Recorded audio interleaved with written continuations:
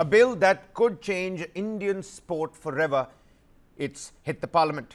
It's been called ambitious, it's been called overdue, and in some quarters, a deja vu from Maken's 2011 bill as well. Union Sports Minister Mansukh Mandaviya introduced the National Sports Governance Bill 2025, a sweeping legislation that aims to bring transparency, gender equality, and athlete welfare to the front and center of Indian sport. But the headline grabber, for the first time ever, the all-powerful BCCI, Indian cricket's governing body, is being brought under the Right to Information Act, the RTI.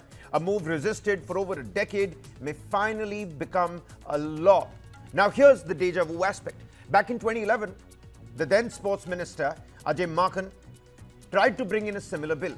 Same ambition, same RTI demand, but it was blocked. Not by the opposition, but from within his own government. So what's changed now? Is the BJP pushing the same reforms it once opposed? Will this bill actually empower athletes, or is it about control? And what does this mean for BCCI President Roger Binny, who just crossed the age cap, age 70, set by the bill? Seasoned sports journalist with us to decode what this bill really means for Indian sport and whether it's game on or game over for the old power structures. With me on the broadcast, Chandrasekhar Luthra, senior sports journalist, and Mahavir Rawat, sports journalist, who's also with us on the broadcast. A very warm welcome to you, gentlemen. And Mr. Luthra, let me quickly come to you. Help the viewers understand. Let's break this down for the viewers before we go into the politics of whether this really is a deja vu from 2011 and how subsequent governments have actually had consultations together. Mansukh Mandaviya has made it quite clear that, yes, I did meet Ajay Maken as well. We've picked up on the blueprint of the 2011 sports bill as well. Something that, you know, the Indian viewers are going to be happy to see, both subsequent governments working in tandem with each other. But what are the big ticket reforms in the bill? What really changes for the athletes on the ground? Are they the key stakeholders now, Ms. Luthra? Well, any sports minister or any government officials, when they come out and say that they want to bring in the transparency, then just see what has happened to RTI in India. So when anything you file, either police will come to your house or they'll just give one reason in the national interest. Nothing can be, be given to the respondent anyway.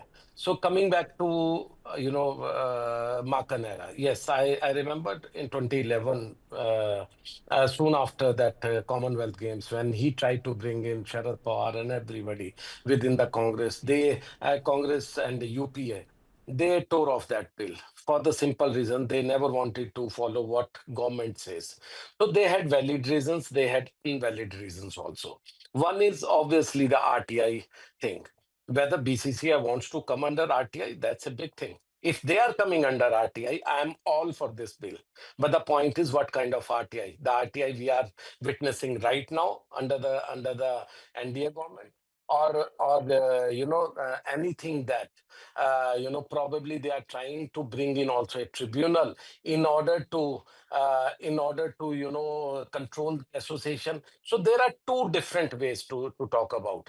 So I have all my doubts about the intentions of the government, but this bill as such is absolutely has nothing more than what Mr. Maken was trying to bring in, and also subsequently what Justice Lodha, got changes into the BCCI. The only difference is a tribunal which is going to resolve all the issues. That means You're right. And I will think, be Mr. Luthra, in my each and limited opinion, everything. it was the approach and the execution of the 2011 aspect as well. Because, there was some sort of SOPs that were put forth because the cabinet struck this entire bill down back in 2011. Then, of course, those SOPs had come out, and the implementation and execution of those SOPs, that was also not very nicely embraced by the sporting bodies. Mr. Rawat, how do you look at these developments? The key provisions of the Sports Bill 2025 speak to us. They say RTI coverage for all the sports federations, mandatory recognition via National Sport Board, age cap relaxation extendable to 75 years, of course, with prior conditions, annual elections and transparency norms, stronger safeguards for women and minors. Is this mere lip service, or are major reforms really on the cards? Look, Kabir, what happens with a very good bill is how much of that is executed. I'm sure when they have put their brains on to make this bill, they have put an eye on Olympics 2026, and they have tried to eliminate all the things that till now have been the thorn in the flesh for the government. because the government absolutely has no control over the national sports federations, because they are affiliated to IOA, which is further affiliated to International Olympic Association. Right. So government by this bill has tried to, there are so many cases that go in for litigation because of the elections, the selections, the doping, and there are many things that just government feels that they are not able to control this. So maybe this is an attempt from the Okay. government, because the money that is spent, the grant that is given is by the government. So there is a feeling in the government that these national sports federations need to be brought under one umbrella, and there has to be someone who has to control these national sports federation. Also, there was a feeling that 70 is not an age where a person should retire. I mean, I have seen comments coming from many people, even from the courts, that okay, 70 is not a by that time he just decides to becomes a more and more bigger asset. So they have gone ahead and relaxed it to 75.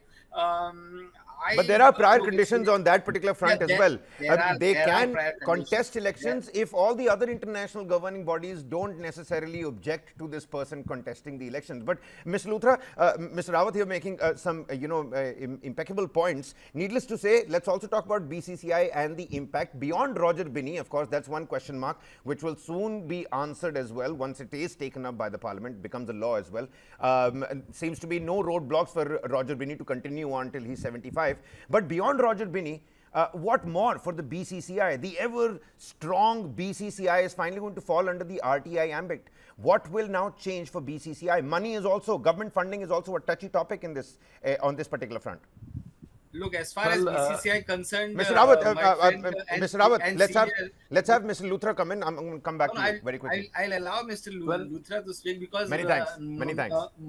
Not more people would be knowing, but when it comes to BCCI and writing against BCCI and raising very valid points, my dear friend and senior, Mr. Chandrasekhar Luthra, has always been at the forefront. And I personally feel that there is no one who can control BCCI. So that's what when Mr. Luthra says that if it is coming under RTI, so there are many ifs and buts in his answer also, because there are many things that the BCCI will still try and do. They will try to bring it, they will try to go to the court, they will bring in bigger legal voices than they already have framed the law, because somehow BCCI does not feel very comfortable coming under anyone. So I have my doubts. But according to the Union Sports Minister, there have been hectic parleys, due deliberations and discussions have happened, and finally they've been convinced to come under this aspect. Mr. Rawat here talking about the ifs and buts. Mr. Luthra, beyond Roger Binny, what is the impact going to be on BCCI? Ifs and buts in my mind. Sorry, I have no ifs and buts in my mind. I know how cricket is being done in this country, and I also know that despite the Justice Lodha recommendations, or the later on which became the law of the land, how government has destroyed that thing. How Justice Chandrachud, who wrote 3 judgments, during that time, how he only, diluted those judgments and given a leeway to Mr. Jaisha. So, Mr. Luthra, when this new sports bill says, that now BCCI will have to comply, it must comply with government norms. And what I'm picking up is the idea that BCCI has become this larger than life cricketing body, which sort of deems itself untouchable at this point in time. Do you think there's going to be too many run-ins with the government in the days to come if this does go through? Look, there is one thing which has changed in the last few years, ever since Supreme Court, came up with those recommendations or the improvements, or they sacked that one BCCI president who later on became the sports minister. So that's a kind of a background. But my point is, there is one thing that has changed, that now the government controls, BCCI, because all the cricketing bodies right now in India are basically, I would say, more or less being governed by the sympathizers or the followers of the BJP party. So there is this change. And second, when you say that you have talks with the BCCI, then obviously there is Jai Shah, Mr. That new secretary from Guwahati, who is under also, who has been made this secretary because of the chief minister there. So there are people who are sympathizers to the BCCI.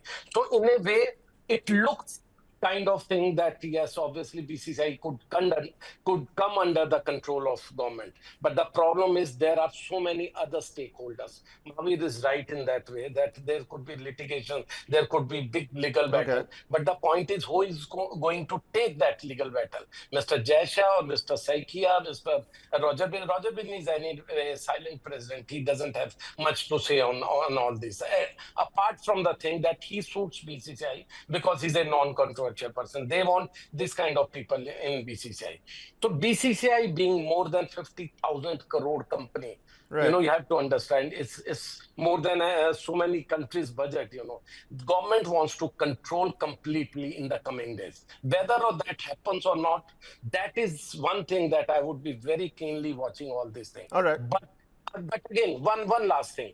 But anywhere where government intervenes, let me tell you, that goes for a toss. You look at anything that government controls, whether it's awards or any association, you know, it goes for a toss. So in nutshell, if there is no tribunal, if these could function, you know, as in an autonomous way without the interference of government, I would still say that this would be a welcome move. But again, if there will be a tribunal, when it comes to cricket, all those Mr. people from the Luthra, government- we've discussed the Yes. Champions Trophy, we've discussed the IPL. We know that we wear it on our sleeves when it comes to cricket. But let's move beyond cricket. Before I wrap up this segment, Mr. Rawat, beyond cricket, for athletes in general, because one has to understand the need for the sports bill as well. Over 350 court cases in sport bodies, calls for accountability over years of mismanagement, transformation in the Olympic preparations as well, something that you pointed out in your opening remarks. This does set a precedent for global standards as well. Is this really a major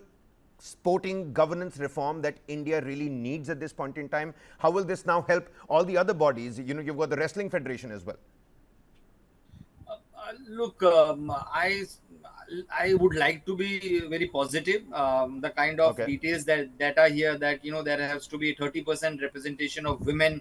The player participation has to be there. There has to be a grievance redressal system. So everything looks very fine on paper. But at the end of the day, how much power National Sports Federation has? I for sure know that, you know, the Sports Authority of India has gone and de-affiliated a National Sports Federation, which again has gone to the international body and got their affiliation. So I don't know how much of the power this sports bill will wield on the National Sports Federation because of the kind of autonomy. But yes, the changes were are always in sports. The changes are always welcome, because if they involve more involvement of the players, of female participation, especially in the executive committee, I really welcome those decisions, because Athletes as well, usually, Mr. Rawat, not just female, not just women, but minors as well, our young athletes as well. So I think let's leave it that. Let's hope for good sense to prevail, and let's hope that we can all welcome this as an actual reform that we all needed at this time and age, when the entire world is talking about athletes and Indians making their way into the track and field. I think it's the right moment for us to be talking about a new sports bill. On that note, Mr. Luthra and Mr. Rawat, many thanks for joining us. Whether you're an athlete, a fan, or simply someone who believes in fair play, the National Sports Governance Bill matters. It's not just about cricket or courtrooms. It's about building a system where talent is protected, decisions are transparent, and no federation is as bigger than the game. And as the bill heads to Parliament now, the question is, will the Indian sport finally turn the corner, or will history now repeat itself? All right then.